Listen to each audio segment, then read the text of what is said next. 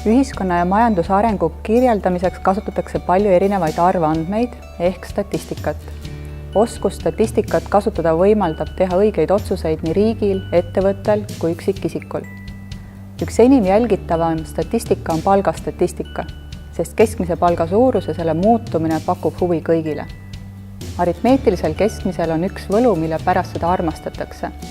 Nimelt on see näitajana väga ebapüsiv ja kipub kiiremini tõusma. Mediaanpalk ei kasva nii uhkelt ja kiiresti, et sellest saaks uudiseid teha. Lisaks on olnud mediaanpalkade arvutuslikust keskmisest madalam. Miks on raske leida inimest, kes keskmist palka saab? Arvrea keskmine ei lange alati kokku ühe võimaliku väärtusega sellest arvreast. Ometi pole keskmine palk kõige alus ja see ei tähenda, et pooled inimesed saaksid keskmisest palganumbrist kõrgemat palka. Tuleb teada ka muud matemaatikat.